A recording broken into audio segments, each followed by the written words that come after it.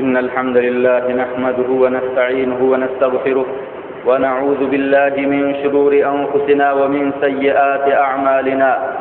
من يهده الله فلا مضل له ومن يضلل فلا هادي له وأشهد أن لا إله إلا الله وحده لا شريك له وأشهد أن محمدا عبده ورسوله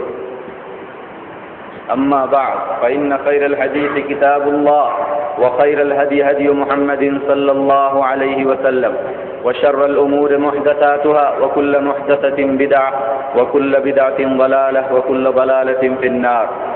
يا أيها الذين آمنوا اتقوا الله حق تقاته ولا تموتن إلا وأنتم مسلمون يا أيها الناس اتقوا ربكم الذي خلقكم من نفس واحدة وخلق منها زوجها وبث منهما رجالا كثيرا ونساء واتقوا الله الذي تساءلون به والأرحام إن الله كان عليكم رقيبا يا أيها الذين آمنوا اتقوا الله وقولوا قولا سديدا يصلح لكم أعمالكم ويغفر لكم ذنوبكم ومن يطع الله ورسوله فقد فاز فوزا عظيما اسلامی بھائیوں، بزرگوں، نوجوانوں، عزیز بچوں اور خواتین،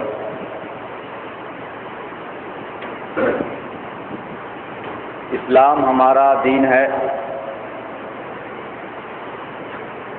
اور اس دین کی کچھ بنیادیں ہیں جن کے اوپر اسلام کی عمارت قائم ہوتی ہے۔ ان بنیادوں میں سے اگر کسی بنیاد کو ڈھا دیا جائے، ختم کر دیا جائے تو اسلام کی عمارت یا تو قائم نہیں ہو سکتی یا ایک بیکار اور کسی بھی وقت گر جانے والی عمارت رہے گی۔ اسلام کی یہ بنیادیں 5 ہیں، جن میں سے ایک بنیاد حج ہے۔ حج عربی زبان کا لفظ ہے جس کے معنی قصد کرنے، ارادہ کرنے کے ہیں، اور اس کے شرعی معنی بیت اللہ کا مخصوص ایام میں مخصوص نیت اور حیت کے ساتھ ارادہ کرنے کے ہیں۔ مخصوص ایام سے مراد اشہر حج، شوال، ذی القعدہ اور ذی الحجہ کے 10 ایام، پہلی شوال سے لے کر کے حج ہونے تک ارادہ کرنا، اللہ کے فریضے کا ارادہ کرنا، مخصوص نیت حج جو مخصوص عبادت ہے، مخصوص فریضہ ہے، اس کی نیت کے ساتھ مخصوص حیت، مخصوص کپڑوں کے ساتھ بیت اللہ کا ارادہ کرنا حج کہلاتا ہے، اور اس کے مخصوص اعمال ہیں۔ تو حج کا لغوی معنی قصد و ارادہ، اور شرعی معنی بیت اللہ کا مخصوص ایام میں مخصوص نیت اور حیت کے ساتھ ارادہ کرنا۔ اللہ سبحانہ و تعالیٰ نے قرآن کریم میں سورہ آل عمران آیت نمبر 97 میں حج کی فرضیت کو بیان کیا ہے۔ فرمایا ہے وَلِلَّهِ عَلَى النَّاسِ حِجُّ الْبَيْتِ مَنِ اسْتَطَاعَ إِلَيْهِ سَبِيلًا وَمَنْ كَفَرَ فَإِنَّ اللَّهَ غَنِيٌّ عَنِ الْعَالَمِينَ۔ اور اللہ ہی کے لیے لوگوں پر بیت اللہ کا حج ہے، جو بھی اس تک راستے کی طاقت رکھے، اور جو کفر کرے گا تو یقیناً اللہ سارے عالم سے بے نیاز ہے۔ اس آیت کریمہ میں اللہ سبحانہ وتعالیٰ نے لوگوں پر، یعنی جو بھی بیت اللہ کے راستے کو طے کرنے کی طاقت استطاعت رکھتا ہے، اس پر بیت اللہ کا حج فرض کیا ہے اللہ کے لیے، کسی اور ارادے سے نہیں۔ مکہ مدینہ گھومنے، تجارت کرنے، شادی بیاہ کرنے، کسی اللہ کے علاوہ کسی اور کا تقرب حاصل کرنے کے لیے نہیں، اللہ ہی کے لیے لوگوں کے اوپر بیت اللہ کا حج ہے، جو بھی اس تک راستے کی طاقت رکھتا ہو۔ لوگوں پر ہونے کا مطلب کہ لوگوں پر فرض ہے، اور پھر اس کے آگے بیان کیا، اور جو کفر کرے گا، یعنی جو بیت اللہ کے راستے کو طے کرنے کی طاقت رکھتا ہے، بیت اللہ کا حج کرنے کی اس کے پاس قوت ہے، پھر بھی حج نہیں کرتا، تو یہ کفر کا ارتکاب کرتا ہے۔ اور جو بھی کفر کا ارتکاب کرتا ہے، اللہ تو جان لے کہ اللہ اس کے حج کا محتاج نہیں ہے، اس کی کسی عبادت کا محتاج نہیں ہے، بلکہ ساری دنیا والوں سے بے نیاز اور غنی ہے۔ بخاری اور مسلم میں عبداللہ بن عمر رضی اللہ تعالیٰ عنہما کی مشہور حدیث ہے کہ رسول اللہ صلی اللہ علیہ وسلم نے فرمایا، بنی الاسلام علی خمس، شہادت اللہ الہ الا اللہ وان محمد رسول اللہ واقام الصلاۃ وایتاء الزکاۃ والحج وصوم رمضان، کہ اسلام 5 چیزوں پر تعمیر کیا گیا ہے، اسلام 5 چیزوں پر بنایا گیا ہے۔ ایک اس بات کی گواہی کہ اللہ کے علاوہ کوئی سچا معبود نہیں ہے، اور یہ کہ محمد صلی اللہ علیہ وسلم اللہ کے رسول ہیں۔ دوسری چیز صلاۃ قائم کرنا، تیسری چیز زکوٰۃ ادا کرنا، چوتھی چیز حج کرنا، 5ویں چیز رمضان کے مہینے کا صوم رکھنا۔ اس حدیث میں چوتھی چیز حج ہے۔ حج کرنا جس کے معنی آدمی اپنے گھر سے نکلے، اپنے ٹھکانے سے سفر کر کے بیت اللہ پہنچے اور وہاں جا کر کے حج کرے۔ صرف حج کی فرضیت کی نیت کر لینا حج کی بنیاد کو ماننے کے لیے کافی نہیں ہے، بلکہ یہ ظاہری ارکان اسلام اعضاء اور جوارح اور عمل سے متعلق ہے۔ جب تک وہ شخص جس کے اوپر حج فرض ہے، جب تک وہ بیت اللہ پہنچ کر وہاں حج نہیں کرے گا، تب تک اس کا اسلام مکمل نہیں ہو سکتا، چاہے جتنا بھی وہ حج کی فرضیت کا عقیدہ رکھے۔ حج کی فرضیت کا عقیدہ رکھنا یہ ایمان کے اجزاء میں سے ہے، اور حج فرض ہونے پر حج کرنا یہ اسلام کے ارکان میں سے ہے۔ صرف حج کی فرضیت کا عقیدہ رکھ لینا اسلام کی تکمیل کے لیے کافی نہیں ہے۔ اس لیے وہ لوگ جن کے اوپر حج کا فریضہ عائد ہوتا ہے، وہ اس وقت تک اپنے اسلام کو مکمل نہیں کر سکتے جب تک کہ وہ اپنے مشاغل اور اپنے دنیاوی کاروبار کو چھوڑ کر کے بیت اللہ کا سفر نہ کریں اور وہاں پہنچ کر کے حج نہ کریں، تب تک ان کا اسلام مکمل نہیں ہو سکتا۔ اور کن لوگوں پر حج فرض ہوتا ہے، حج کا فریضہ عائد ہوتا ہے، یہ بھی ہمیں جاننا چاہیے، تاکہ وہ شخص جس کے اوپر یہ فریضہ عائد ہوتا ہے وہ جلد از جلد اس فریضے کی ادائیگی کرے۔ اور اس سے پہلے یہ جاننا چاہیے کہ حج ایک ایسا فریضہ ہے جو زندگی میں صرف ایک بار کسی پر فرض ہوتا ہے۔ کوئی کتنا بھی مالدار ہو، ہر سال حج کرنے کی طاقت رکھتا ہو، لیکن اس کے اوپر اس کی زندگی میں صرف ایک ہی بار حج فرض ہوتا ہے، جب وہ اسے ادا کر دے گا تو اس سے یہ فریضہ ثابت ہو جائے گا، مزید کرے گا تو وہ ثواب کا مستحق ہوگا، لیکن اپنے اسلام کی عمارت کو وہ مکمل کر لے گا۔ صحیح مسلم میں ابو ہریرہ رضی اللہ تعالیٰ عنہ سے روایت ہے، کہتے ہیں خطبنا رسول اللہ صلی اللہ علیہ وسلم فقال ایھا الناس قد فرض اللہ علیکم الحج فحجوا، کہتے ہیں ابو ہریرہ کہ رسول اللہ صلی اللہ علیہ وسلم نے ہمیں خطبہ دیا جس میں فرمایا اے لوگو، اللہ نے تم پر حج کو فرض کیا ہے، لہذا تم حج کرو، حج کو جاؤ۔ فقال رجل اکل عام یا رسول اللہ، فسکت حتی قالها ثلاثا،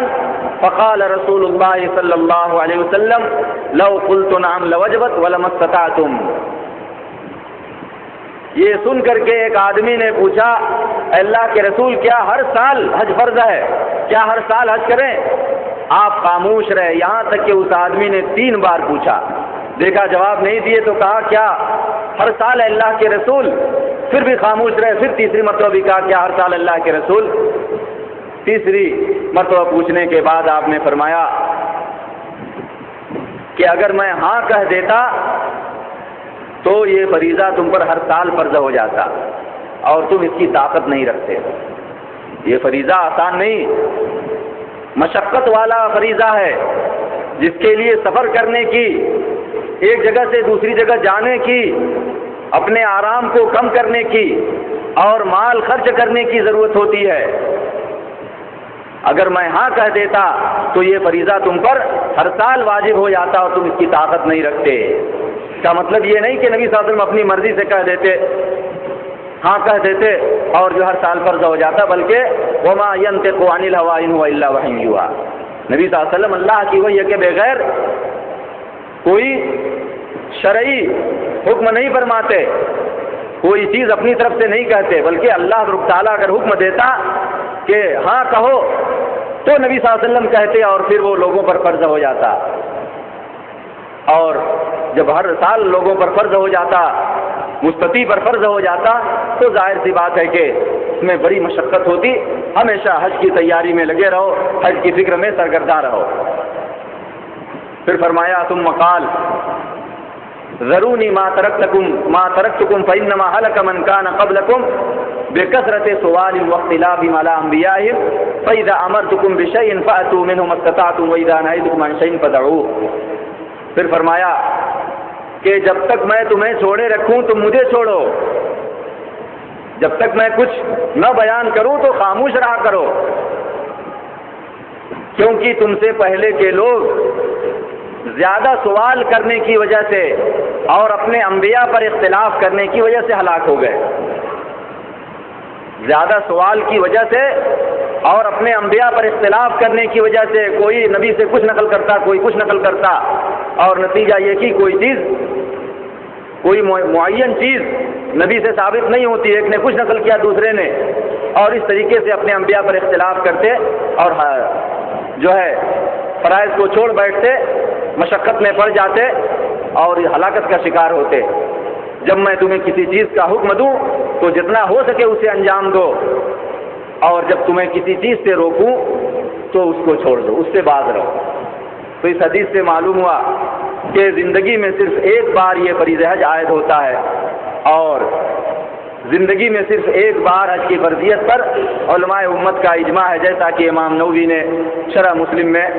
اس کو نقل کیا ہے کہ امت کا اس بات پر اجماع ہے کہ زندگی میں عمر میں صرف ایک ہی بار یہ فریضہ عائد ہوتا ہے۔ ہاں اگر کوئی نظر مان لے، اگر کوئی حج کی نظر مان لے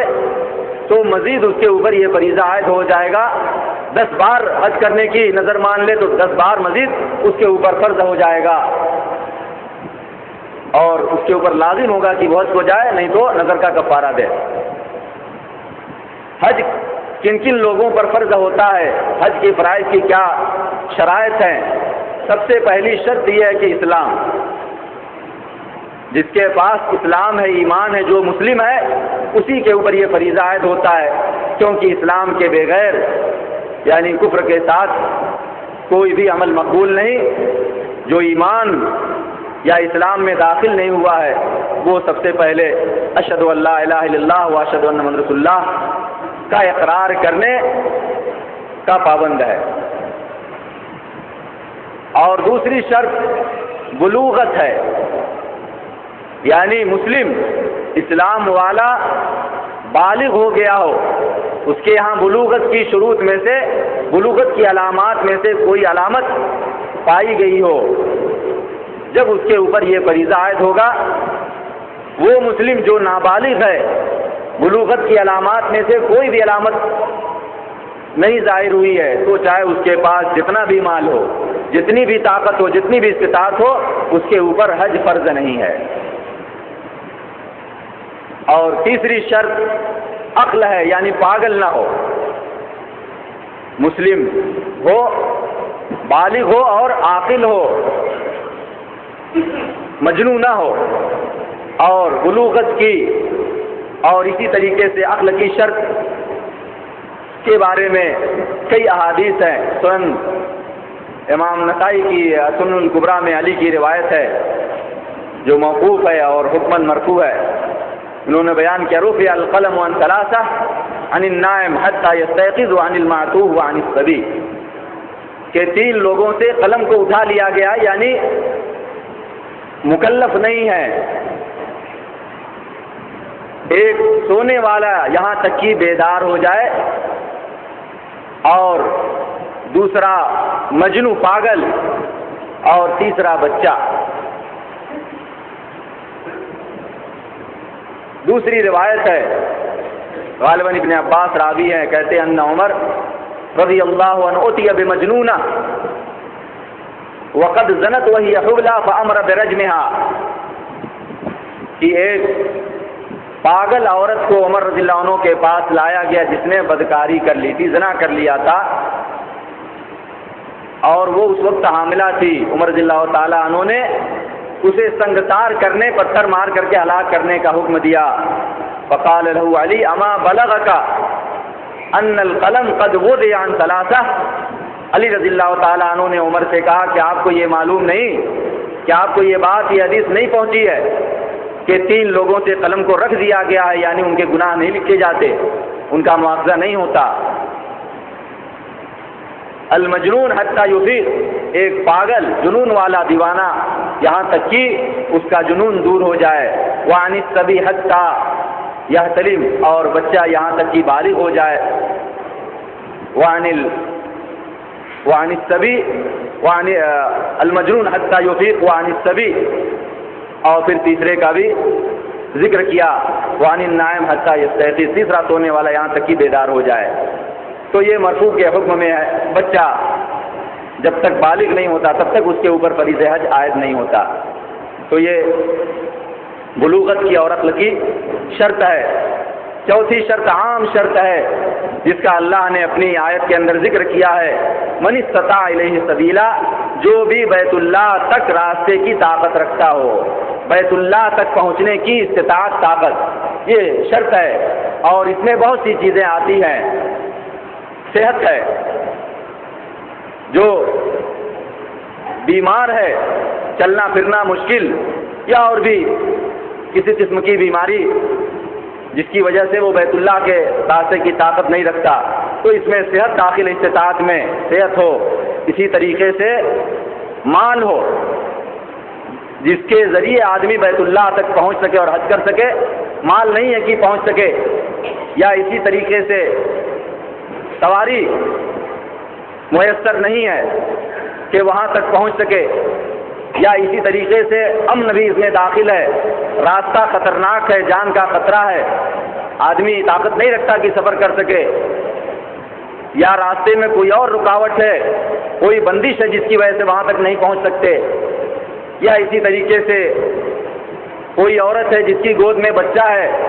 وہ نہ لے کر کے جا سکتی ہے نہ چھوڑ کے جا سکتی ہے، یا کوئی ایسا ہے جس کے پاس مریض ہے جس کی عیادت کرنے والا اس کے علاوہ کوئی نہیں کہ اس کو چھوڑ کے جا سکے۔ ہر وہ چیز جو استطاعت سے بیت اللہ کے راستے کو طے کرنے سے مانع ہو، سب اس میں داخل ہے۔ جو بھی بیت اللہ کے راستے کی طاقت رکھتا ہو اسی کے اوپر حج فرض ہے. جو کسی بھی وجہ سے بیت اللہ کے راستے کو طے کرنے سے عاجز ہے، طاقت نہیں رکھتا، اس کے اوپر یہ فریضہ عائد نہیں ہوتا. اور بعض احادیث میں استطاعت کی تفسیر زاد اور راحلہ، توشے، سفر کا توشہ، سفر کے کھانے اور سواری سے کی تفسیر آئی ہے، لیکن اس مفہوم کی جتنی بھی احادیث ہیں سب کی سب ضعیف ہیں. اور استطاعت عام ہے، جو چیز بھی بیت اللہ کے راستے تک کو طے کرنے سے مانے ہو سب اس میں داخل ہے. اور پانچویں شرط جو عورت کے ساتھ خاص ہے وہ محرم کا وجود یا شوہر کا وجود ہے، جس کے ساتھ عورت حج کو جا سکے. اختلافی شرط ہے، لیکن راجح یہ ہے کہ عورت کے لیے شوہر یا محرم کا وجود جو اس کو لے کر کے جا سکے، جس کے ساتھ وہ عورت حج کو جا سکے. اگر زوج یا محرم ہے جب اس کے اوپر حج فرض ہوگا، اور نہیں تو دوسری چیزیں موجود ہونے کے باوجود اگر زوج یا محرم نہیں ہے یا ایسی حالت میں ہے کہ نہیں جا سکتا تو عورت کے اوپر یہ فریضہ عائد نہیں ہوتا اور وہ معذور ہے. بخاری اور مسلم میں ابن عباس کی حدیث ہے، کہتے ہیں خطبنا رسول اللہ صلی اللہ علیہ وسلم یقول، سمعت النبی صلی اللہ علیہ وسلم یخطب یقول، میں نے نبی صلی اللہ علیہ وسلم کو خطبہ دیتے ہوئے سنا، فرما رہے تھے لا یخلون رجل بامرأة الا ومعه ذو محرم ولا تسافر المرأة الا مع ذی محرم. کوئی بھی آدمی، کوئی بھی مرد کسی عورت کے ساتھ ہرگز تنہائی اختیار نہ کرے مگر اس حال میں کہ اس کے ساتھ اس کا محرم ہو، اور نہ ہی عورت سفر کرے مگر محرم کے ساتھ. ولا تسافر المرأة الا مع ذی محرم، اور عورت سفر نہ کرے مگر محرم کے ساتھ. نبی صلی اللہ علیہ وسلم نے منع کیا ہے عورت کا بلا محرم سفر کرنا حرام ہے. دنیوی معاملات ہوں چاہے کوئی بھی ہو، ہاں یہ کہ کوئی ایسی مجبوری آ جائے اور وہ محرم نہیں پاتی ہے تو وہ جا سکتی ہے، یہ مجبوری کی بنا پہ ہے. تو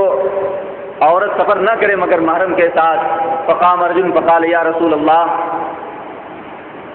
ایک صحابی کھڑے ہوئے اور کہا اللہ کے رسول، ان امراتی حاجہ وانی کتبت فی غزوۃ کذا و کذا، کہا کہ میری بیوی حج کو جا رہی ہے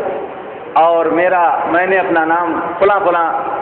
غزوے میں فلاں فلاں جہاد میں لکھوایا ہے. آپ نے کہا انطلق فحج مع امرتک، جاؤ اور اپنی بیوی کے ساتھ حج کرو. بیوی کو ایسے ہی مت بھیج دو، نام لکھوا لیے تو نہیں جا سکتے. نام لکھوانے کے باوجود کہا جاؤ اپنی بیوی کے ساتھ حج کرو، اس کو لے کر کے جاؤ.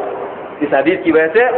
ان کو پریشانی ہوئی اور انہوں نے سوال کیا، نبی صلی اللہ علیہ وسلم نے انہیں جانے کے لیے کہا، بیوی کے ساتھ حج کرنے کا حکم دیا. اس سے معلوم ہوا کہ عورت تنہا سفر نہیں کرے گی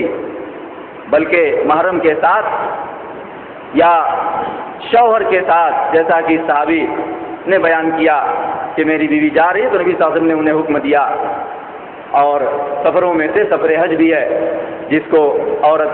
اپنے شوہر یا محرم کے بغیر نہیں انجام دے گی. تو یہ حج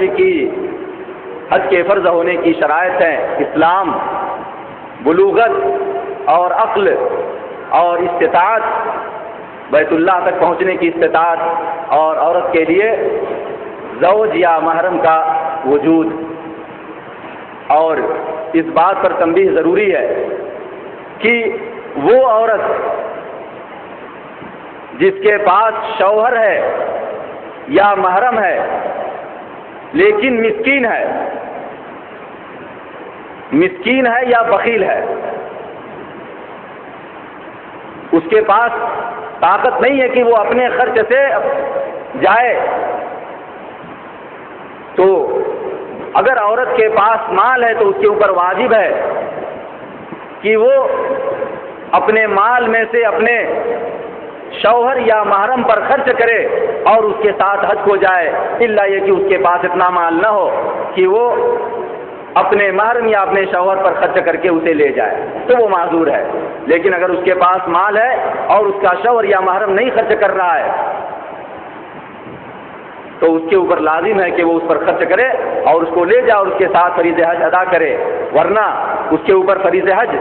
لازم ہوگا اور وہ اسے بخیلی میں ادا نہیں کرے گی تو اسلام کے اس رکن کو چھوڑنے والی ہوگی جس کے بغیر اس کے اسلام کی عمارت مکمل نہیں ہو سکتی. اور شرعی اصول ما لا یتم الواجب الا بھی واجب، وہ چیز جس کے بغیر واجب پورا نہیں ہوتا وہ بھی واجب ہے. جب تک وہ اپنے محرم یا شوہر پر خرچ نہیں کرے گی تب تک اپنے واجب فریض حج کو ادا نہیں کر سکتی. تو اس کے اوپر واجب ہے کہ وہ اپنے زوج یا محرم جو اس کے ساتھ جانے کے لیے تیار ہو اس پر بھی خرچ کر کے اس کو لے جائے اور اس کے ساتھ اللہ کے فریضے کو ادا کر کے اس کی فضیلتوں کو حاصل کرے اور اپنی ذات سے اس فریضے کو ثابت کرے. حج کے فضائل بہت ہیں، چند فضائل میں ذکر کروں گا. سب سے پہلا فضل یا اس کی فضیلت یہ ہے کہ جو آدمی کو ادا کرتا ہے وہ اپنی ذات سے اس فریضے کو ادا کر کے اپنے اسلام کو مکمل کر لیتا ہے. اسلام کی کہ چوتھے رکن یا پانچویں رکن حج کو وہ ادا کر لیتا ہے، جو انتہائی فضیلت کی چیز ہے، ایک شرف، ایک مرتبہ ہے. اور دوسری فضیلتوں میں سے ایک یہ ہے کہ جو آدمی اللہ کے لیے حج کرتا ہے اور گناہوں سے بچتا ہے وہ حج سے اس حال میں واپس ہوتا ہے کہ اس کے اوپر کوئی گناہ نہیں ہوتا. نو مولود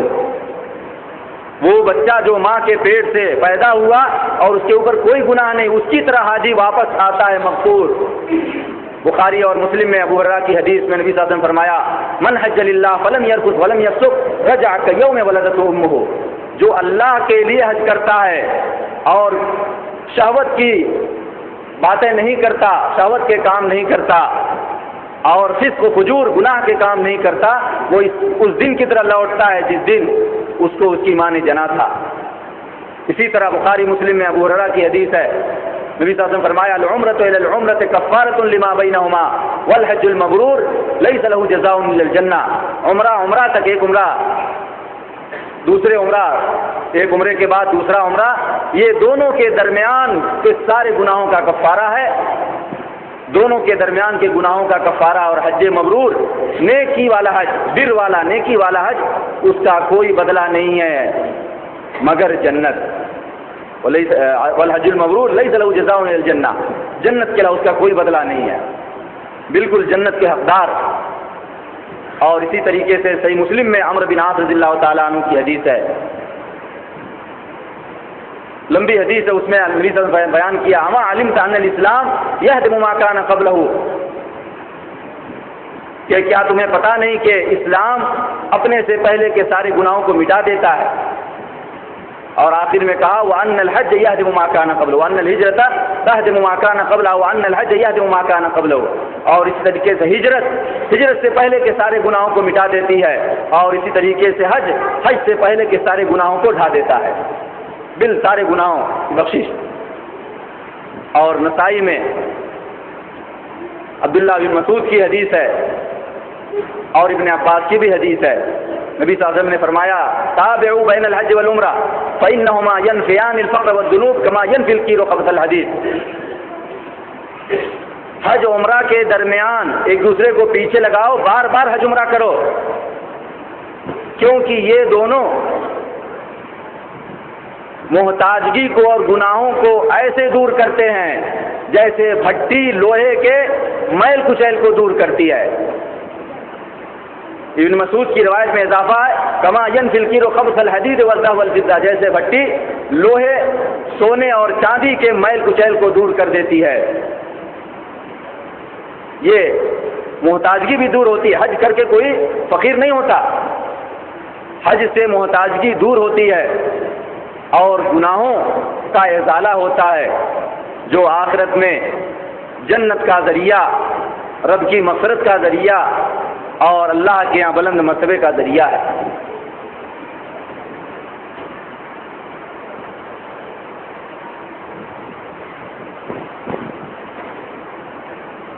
میرے اسلامی بھائیوں،